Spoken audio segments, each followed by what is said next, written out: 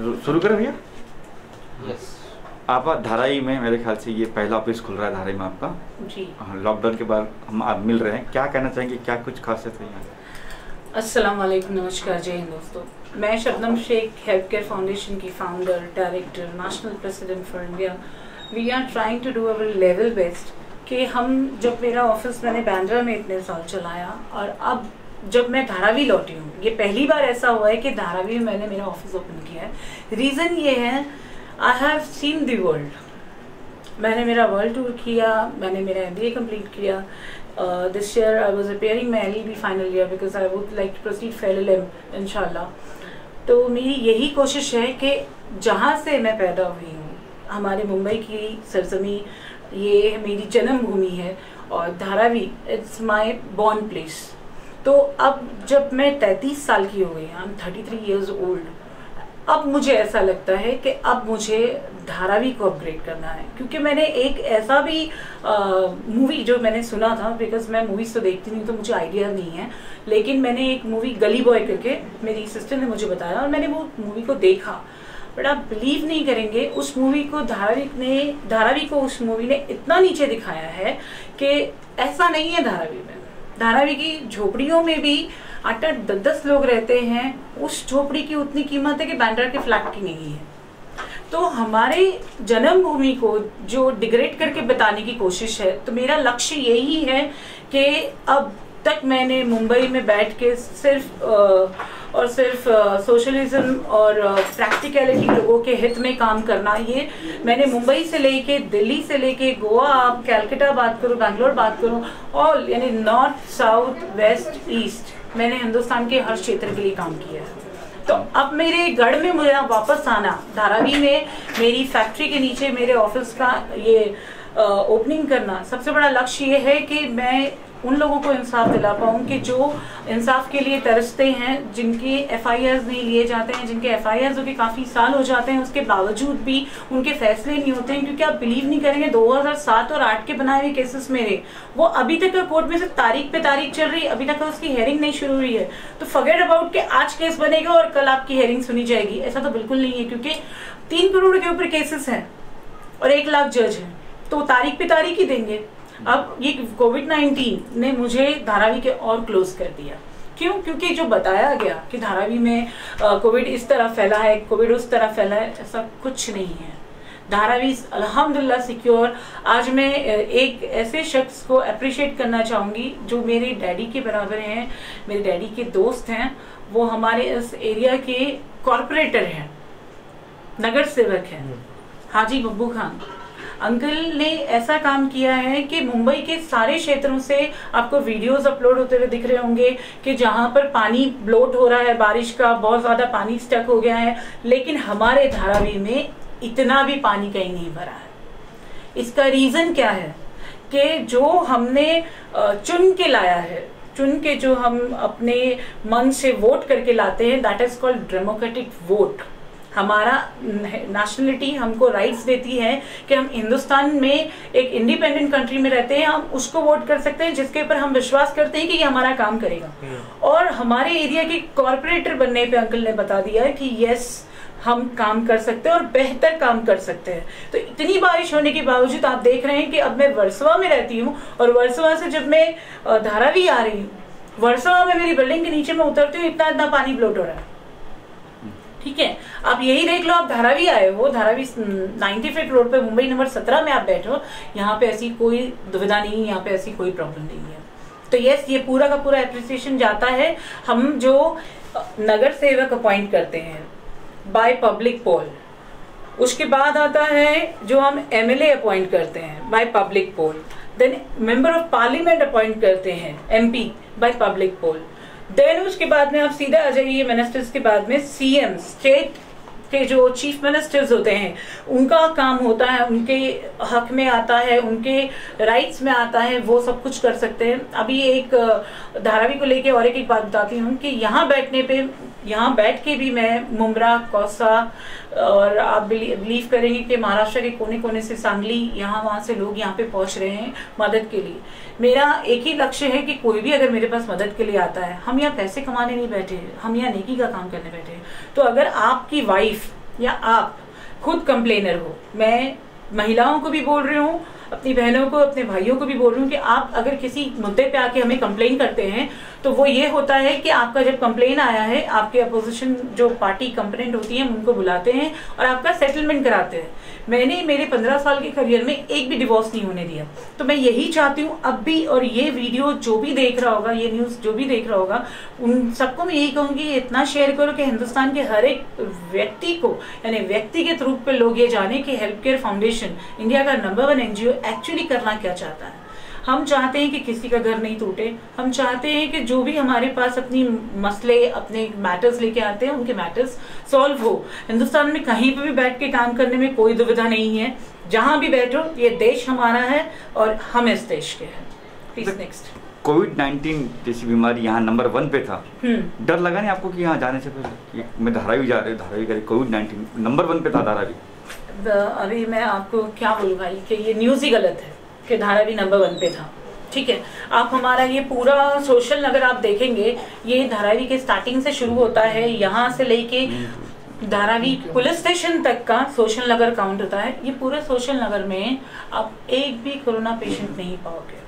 तो ये जो फेक न्यूज़ बताई गई, मैंने देखा बैंड्रा का एक फाउंडेशन है, उसने लिखा कि Dharavi has been recovered well, and मैं किसी का नाम लेके उनको फेमस नहीं करना चाहूंगी, एलिगेट नहीं करना चाहूंगी। I change my pattern of life by defaming of anyone, कि उन्होंने लिखा है कि धारावी के जैसा बन के बताओ। अरे बाबा, धारावी में ये चीज थी नहीं। अभी आप एक सिंपल सी बात ले लो, कोविड-19 एक ऐसी बीमारी थी जिसको लाइलाज बताया गया, ऐसी HIV भी थी, ऐसी स्वाइन फ्लू भी था, ऐसी इससे पहले निमोनिया के इलाज नहीं निकले थे। तो हर बीमारी का एक पीक टाइम होता है, तो कोरोना का पीक टाइम है ना, वो आके गया।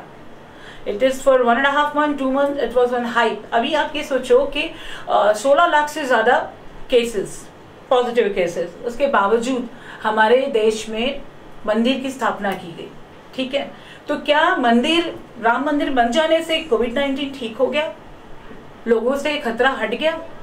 अब मुझे ये बताइए, 4 महीने में, मैं अमीरों की बात नहीं करती, मैं सिर्फ इतना पूछना चाहती हूँ कि 4 महीनों में किसी गरीब इंसान ने काम नहीं किया।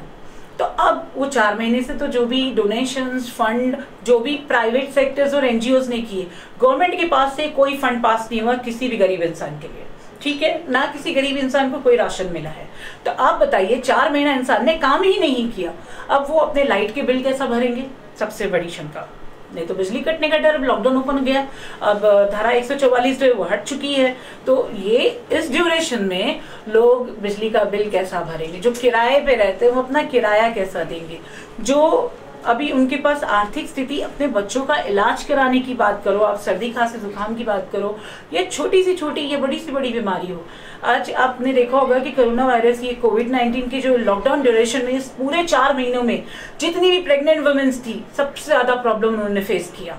ठीक है, कि उनको तो पता नहीं था कि 9 महीना पहले कि ये 9 महीने बाद ऐसी प्रॉब्लम आएगी, जब वो डिलीवरी के लिए जाएंगी तो हॉस्पिटल्स उनको अवॉइड करेंगे। मैं जैसे जानती हूँ कि पूरा हिंदुस्तान मुझे बहन मानता है, वैसी मेरे बहुत सारे बच्चे जो माँ मानते हैं। मेरा एक बेटा, उसकी बहन का इंतकाल हो गया, वो गुजरात सूरत से थे।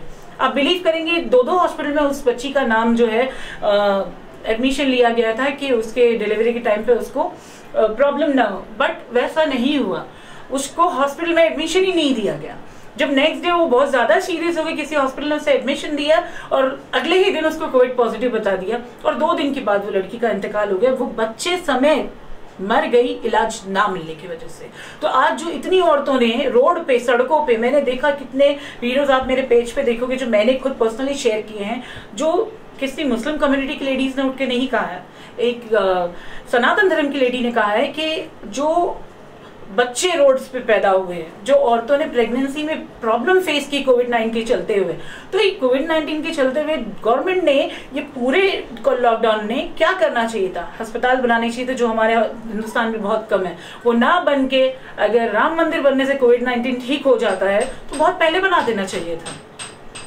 तो ये कहे कि सीएम मतलब फेल हुए, सीएम कहीं ना कहीं हर तरह से फेल हुए। यस, सीएम फेल हुए हैं, और आपको मैं कहूंगी कि बड़े ही दुख के साथ कहना पड़ता है कि जब हमारे प्रधानमंत्री नरेंद्र मोदी जी, ये गुजरात के सीएम थे, चीफ मिनिस्टर थे, तो तब ये NRC और CA के खिलाफ थे। ठीक है, लेकिन आज जब वो सत्ता में आ गए हैं तो उन्होंने वो किया जो आप पूरे आपकी लाइफ में आपने अपोज किया था, लेकिन आज आप वो लागू करने की बात करते हैं। राम मंदिर का निर्माण होने के बाद में अभी जितने भी सनातन धर्म के लोग हैं वो लोग ये चीज पोस्ट कर रहे हैं कि अभी आपके दस्तावेज तैयार रखो मुस्लिम लोग हिंदुस्तान छोड़ने के लिए। तो ये सारी चीजें एक्चुअली कम्युनिटी को हार्म कर रही है, देश के पीस ऑफ हार्मनी को डिस्टर्ब कर रही है। क्यों? क्योंकि इस तरीके से सिर्फ दंगे होंगे, इस तरीके से जो है किसी भी एक कम्युनिटी को फिंगर करना बिल्कुल गलत है। अच्छा, राम मंदिर का कल भूमि पूजन हुआ है 2 दिन पहले, तो आपकी क्या राय है इसमें? वही तो मैं पूछना चाहती हूँ प्रधानमंत्री जी से कि वाकई में भूमि पूजन जो हुआ है, इससे भूमि पूजन से अगर लॉकडाउन हट गया है तो भूमि पूजन बहुत पहले कर लेना चाहिए था आपको। We are there with you. हमारी गलती, हमने आपको चुना है, हमारी गलती आपको चुना है। अभी आप बता लो कि कितने स्टेट्स में ईवीएम की मशीन्स पकड़ी गई हैं पॉलिटिक्स के दौरान, यानी कि आप जब वोट करने जा रहे हो तो पॉलिटिकली लोगों ने इतना ज्यादा गेम खेला कि ईवीएम की मशीन्स में आप कुछ भी दबाओ तो कमल लगता था। ये वीडियोस अभी भी है, इवन मेरे खुद के पेज पे है। तो ये सारी चीजें देखो, तो पिछले ये जो 6 साल बीजेपी सरकार ने काम किया है, उस 6 सालों में लोगों को, गरीब तबके के बोलो, मिडिल क्लास के बोलो या हाई क्लास के बोलो, हाई क्लास के एसी में घर में बैठे हैं उनको कोई प्रॉब्लम नहीं होता है, लेकिन जो मिडिल क्लास है, जो गरीब तबके के लोग हैं, इनको इन 6 सालों में गवर्नमेंट से क्या मिला, गवर्नमेंट ने क्या सपोर्ट किया, गवर्नमेंट ने कितनी नौकरियों को रिलीज किया। आप मुझे बताओ, रोजगार की बात आप करते थे, 15 लाख रुपए हर एक इंसान के अकाउंट में देने की बात करते थे, आपने 15,000 रुपए नहीं दिया किसी के अकाउंट में। कोई गरीब प्राइवेट लोन लेने जाते हैं तो उनको दुनिया भर के दस्तावेज लगते हैं जो उनके पास होते ही नहीं है। करेंगे क्या? किराए पे रहने वालों के राशन कार्ड नहीं बनते हैं, वोटर आईडी नहीं बनती है। मतलब हमारे देश में इतनी प्रॉब्लम्स है। अगर पॉलिटिशियंस जो बनते हैं, आप पहले सोशल वर्क दिखाते हो कि हाँ हम एक अच्छे सोशल वर्कर हैं, हम लोगों के सामाजिक काम जो है वो करते हैं, लोगों की प्रॉब्लम्स दूर करते हैं, आप ये सब कुछ दिखा के आप पॉलिटिक्स में एंट्री करते हो, लेकिन आपको जैसी कुर्सी मिलती है तो आप अपनी औकात भूल जाते हो। आप भूल जाते हो कि आप क्या काम करने के लिए बैठे हो। आपको ये याद नहीं रहता है कि आप देश के हित में, आप पॉलिटिशियन बाद में हैं, आप हिंदुस्तानी पहले, हिंदुस्तान के सिटीजन पहले, लेकिन आपको ये सारी बातें याद नहीं रहती। क्यों? हमारी सरकार आपके साथ में है, आप सरकार के साथ में चल रहे हो, फिर भी आप गरीबों की मदद नहीं कर रहे हो। मुझे बताओ कि हम कोविड-19 की बात कर रहे हैं, 4 महीने के लॉकडाउन की बात कर रहे हैं, जो लोग सड़कों पे तारपत्री के घर बना के रहते हैं, मैं मुंबई शहर की बात करती हूँ, पूरे हिंदुस्तान की भी नहीं, मुंबई शहर में जितने एमएलए या एमपीज है, या हमारे सीएम की बात करते हैं कि जो झोपड़े पट्टी में रहते हैं, जितने तारपत्री के घर है, वो लोगों ने कैसे दिन निकाले। अब पानी इतना बरसात में भर रहा है तो इसमें वो लोग कैसे जिएंगे। There are huge problems in our country which has to be looked after and taken care by the government. अच्छा, आपने एनआरसी सीए की बात की है जी। लॉकडाउन के पहले तो ये मुद्दा गर्म था, शाहीन बाग जैसे बने, मुंबई बाग बना। हाँ। लगता नहीं कि सरकार लॉकडाउन शुरू और ये खत्म हो गया एनआरसी वगैरह। अब क्या हम मुस्लिम बहनें, मुस्लिम भाई, आपकी संस्था कुछ करने वाली है? देखिए, सबसे पहली बात तो मैं ये बताऊं कि एनआरसी और सीए लागू करने की बात के जो अपोजिट करने वाले सबसे बड़े नेता थे वो थे खुद नरेंद्र मोदी जी। ठीक है, अब यही उनका कहना था कि वो लागू करेंगे। ठीक है, अब ये लॉकडाउन लगने के थोड़े दिन पहले आपने देखा होगा कि दिल्ली में दंगे हुए, जेएनयू के अंदर बच्चों को इवन लाइब्रेरी के अंदर घुस के मारा गया। वो सारे वीडियोस में आपने देखा होगा कि मास्क और रुमाल बांध के लोग अंदर घुसे। तो वो सारे लोग तो कॉलेज के स्टूडेंट्स नहीं थे, वो तो हिंसा बढ़ाने वाले यानी कि दंगे करने वाले लोग तो प्रॉपर किस पार्टी के लोग थे। वो तो मुस्लिम्स नहीं थे, वो मुस्लिम्स तो नहीं थे, कहीं पे ऐसा टैग तो नहीं लगा था कि मुस्लिम्स कर रहे हैं। पुलिस वालों की मौजूदगी पे बच्चों के ऊपर अत्याचार हुए, कितने मर्डर्स हुए, दिल्ली दंगे में कितने लोग मरे। तो वहाँ पे केजरीवाल सरकार होने का फायदा क्या है? वो कहते हैं कि सेंट्रल गवर्नमेंट ने दिल्ली पुलिस का काम जो है वो सेंट्रल गवर्नमेंट देखती है, तो दिल्ली पुलिस के ऊपर यानी कि कोई राइट्स ही नहीं है केजरीवाल सरकार का, तो वहाँ पे उनका बैठ के कोई फायदा ही नहीं है। फिर केजरीवाल सरकार की बात करूंगी, आप जो भी बातें करते हैं कि आपने उन दंगों के खिलाफ क्या किया अभी तक। जो लोग सड़कों पे भगवा कलर का कपड़ा पहन के गन्स हाथ में लेके लोगों को गोली मारते हुए दिख रहे हैं, उनके खिलाफ क्या हुआ? क्या वो लोग अरेस्ट हुए? आज भी हमारे देश की हम बात करें तो बड़ी बड़ी बातें तो हर नेता करता है, लेकिन आज भी औरतों के साथ में बद से बदसूरत सलूक हो रहा है, बच्चियों के साथ में रेप होता है। तो तो इस पे कौन सी पार्टी है जो उठ के काम करती है? मेरे हिसाब से अगर 12 साल के अंदर की बच्ची, जो वो कोई भी एज की हो, अगर उसका बलात्कार होता है, उसका रेप होता है, तो 6 महीने के अंदर अपराधी को फांसी की सजा मिलनी चाहिए। ये मेरी मांग है सरकार से। एक मिनट, शबनम आपा, आपको नहीं लगता इस 4 मतलब जो अभी लॉकडाउन चल रहा है पूरे भारत में जी, मैं फिलहाल तो महाराष्ट्र और मुंबई की बात करूंगा, हालांकि जब सब जगह पे हो रहा है, कि आपको नहीं लगता इस लॉकडाउन में महिलाओं के ऊपर घर में ज्यादा अत्याचार हो रहा है, डोमेस्टिक वायलेंस बहुत ज्यादा? ये आपको मैं एक चीज और बता दूं कि पहले हस्बैंड वाइफ का कम्युनिकेशन जो होता था काम पे जाके आने के बाद होता, सुबह उठने पर होता था, लेकिन अब क्या हो गया, 4 महीने में 24 घंटे साथ में रह लिए, तो झगड़े उतने ही ज्यादा बढ़ गए, उतनी ही ज्यादा प्रॉब्लम होगी। आप बिलीव करेंगे पूरे लॉकडाउन में लोगों के इतने कॉल्स, इतनी इंक्वायरीज कि मैं कब बैठ में कब जनता की बात सुनने वाले हो। तो इंशाल्लाह जैसे ही आपने देखा है कि धारावी में यहाँ पे हमारा ऑफिस ओपन हो गया है, we are working for people, that's for only for the noble cause. हम इसमें आपको यही कहेंगे कि हम जितनी हो सकती है आपकी मदद करते हैं, आपको सपोर्ट करते हैं, आपकी प्रॉब्लम से आपको ऊपर लाने में आपकी मदद करते हैं। तो यू मस्ट फील दैट कि मैं कल का एक केस आपको बताती हूँ, यहाँ धारावी में हुआ है। यू वोंट बिलीव हुआ क्या है, हस्बैंड ने सुसाइड कर लिया, फांसी लगा के जान दे दी। कल शाम को 5 बजे के टाइम पे उसकी मैयत जो है दफनाई गई है। उसने क्यों जान दे दी कि उसकी वाइफ घर पे नहीं आ रही थी, सिर्फ ये बात पे। जवान लड़का 25 साल का वो गुजर गया। तो ये सारी चीजें हमारी गवर्नमेंट का lack of time, lack of period, आप ये कहें कि कहीं ना कहीं हमारे पुलिस डिपार्टमेंट में जो ऐसे भी योद्धा है कि वो एक छोटे छोटे मैटर्स पे इतना ध्यान देते हैं कि हम लोगों को तकलीफ ना पहुंचने दें, क्योंकि उन्होंने कसम खाई है वर्दी पहनते वक्त। लेकिन वहीं पे आप जाके अब काफी सारी औरतों के एलिगेशंस देखो, ये है कि वो पुलिस स्टेशन जाती है, उनकी कंप्लेंट नहीं ली जाती, ये कहा जाता है कि फैमिली मैटर्स जाओ। तो वो करेंगी क्या? सिर्फ मार खाती रहेंगी, सेक्सुअली अब्यूज होएंगी, unnatural of way treating the wife. ये सब कब बंद होगा? हम 2020 में आ गए हैं, डिजिटल इंडिया की बात करते हैं, हम कैशलेस कंट्री की बात करते हैं, हम कार्ड पे चलने की बात करते हैं। तो इन सब चीजों का बाद में ध्यान दीजिए, पहले गरीबों को की गरीबी दूर करने का ध्यान दीजिए, गरीबों को दूर करने का नहीं। एक सवाल और है, सुशांत सिंह की बात करते हैं, सीबीआई जांच हो रही है जी, क्या टेक है, किस तरह देखते हैं सुशांत सिंह की नजर? देखिए, पहली बात तो सुशांत सिंह जो है ये कोई आत्महत्या का केस नहीं है, ये मर्डर केस है। मैं पहले दिन से कह रही हूँ कि ये मर्डर केस है। मुझे अगर एलिगेशन फाइल करना है तो मैं सीएम को फाइल करती हूँ, गवर्नर को फाइल करती हूँ, डायरेक्टर जनरल ऑफ स्टेट को फाइल करती हूँ, at last I file to the commissioner of the city. और अभी तक का ये चारों के चारों ऑफिस जो है गवर्नमेंट के, ये ओपन नहीं हुए हैं फॉर फाइलिंग एनीथिंग। तो सुशांत सिंह मैटर पे मैं खुद ये खड़े होके मैं लड़ना चाहती हूँ उसकी तरफ से कि उसकी मौत कोई एक्सीडेंट नहीं है, इट्स अ प्योर मर्डर। अभी मैंने कल देखा कि सीबीआई काम करना चाहती है, सीबीआई 306 के आईपीसी सेक्शन 306 के अंडर में ये केस बुक करना चाहती है, which is truly a wrong investigation.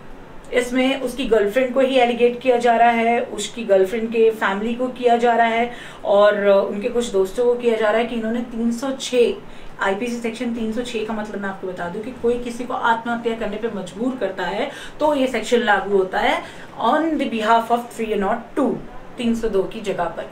तो 306 तो सुशांत सिंह के केस में लगना ही नहीं चाहिए, it's a pure murder case. CBI की इंक्वायरी अगर होती है, परफेक्ट तरीके से होती है, तो ये उनको जान लेना चाहिए और ये पूरा हिंदुस्तान जानता है। आपने वीडियोस देखे होंगे कैसे कैसे कुछ बच्चों ने उस मर्डर केस का एक्सपोजर किया है कि किस तरीके से उनको फांसी दी गई है, किस तरीके से उनका पीछे से थ्रेड या रोप लेके उनको उनका गला दबाया गया है। तो वो बिल्कुल भी आत्महत्या नहीं है।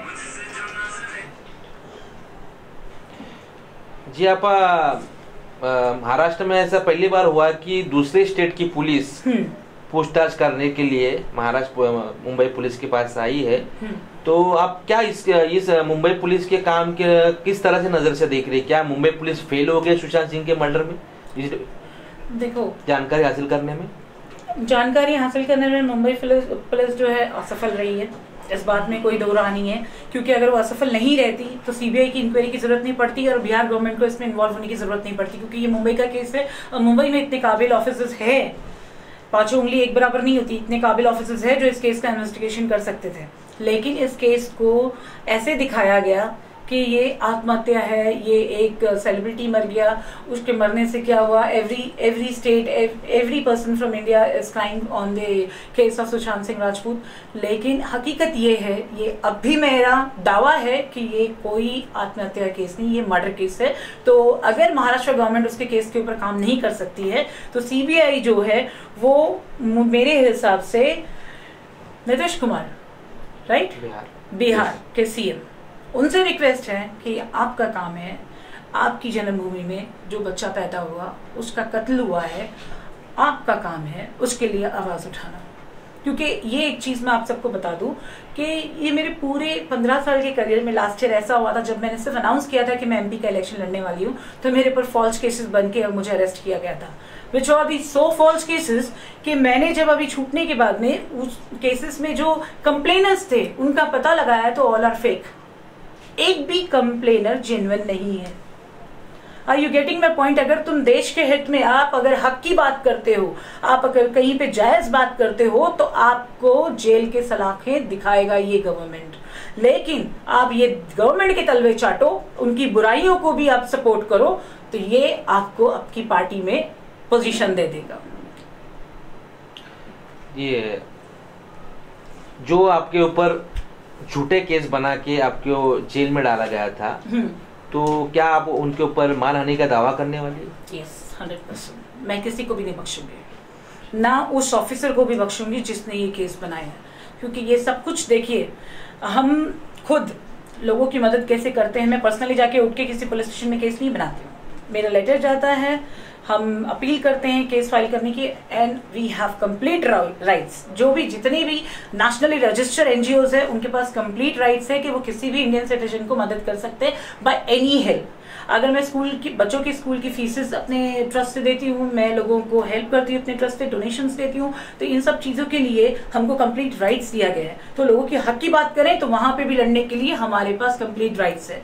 तो ये एक सोशल वर्कर भी कर सकता है, एनजीओ के लोग कर सकते हैं, और एक आम इंसान भी कर सकता है, क्योंकि आप एक हिंदुस्तान के जिम्मेदार नागरिक हो।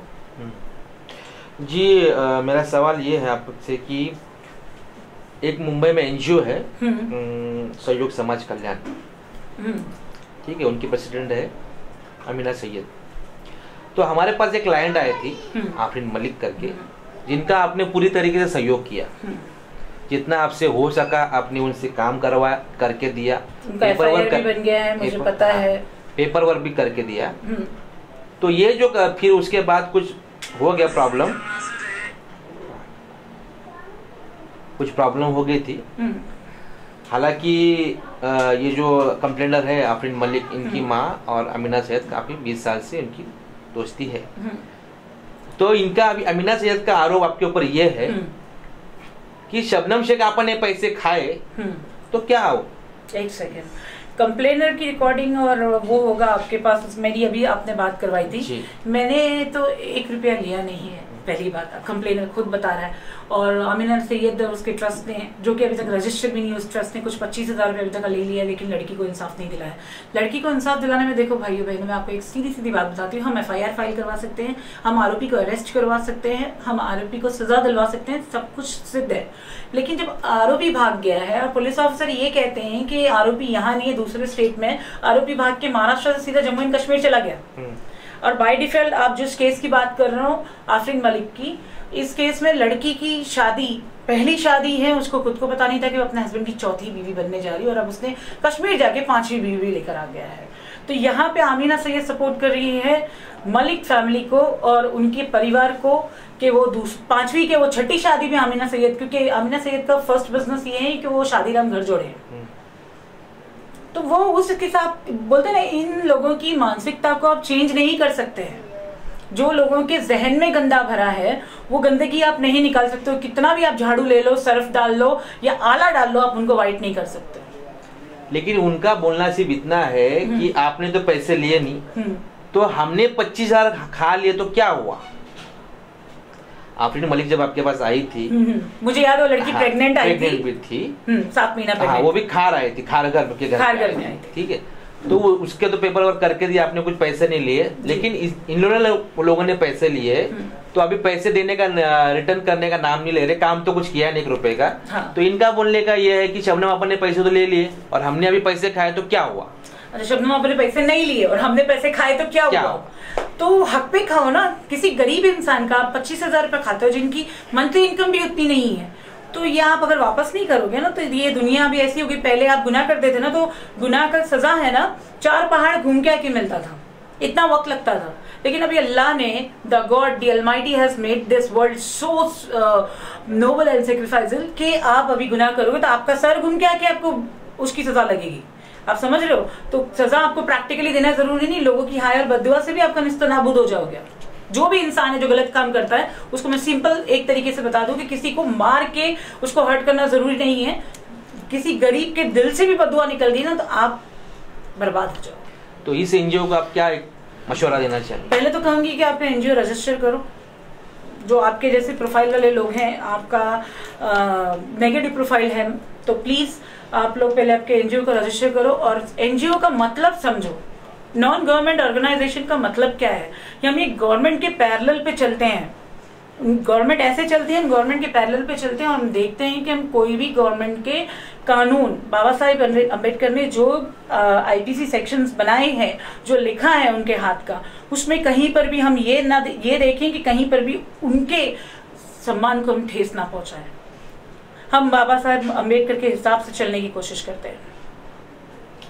जाते हुए आखिरी सवाल जी, मास्क नहीं पहनना आपने, मास्क अगर नहीं पब्लिक से मिलते हो तो कहीं डर नहीं आपको? देखिए भाई, एक ही जान है, अल्लाह ले या मोहल्ला ले, और मोहल्ले में दम नहीं है लेने की, जब भी लेगा बेशक अल्लाह लेगा। ठीक है, मैंने पूरे कोविड-19 में ना मैंने मास्क पहना ना मैंने हाथ सैनिटाइज किया। रीजन, मुझे कुछ भी ऐसा लगा ही नहीं।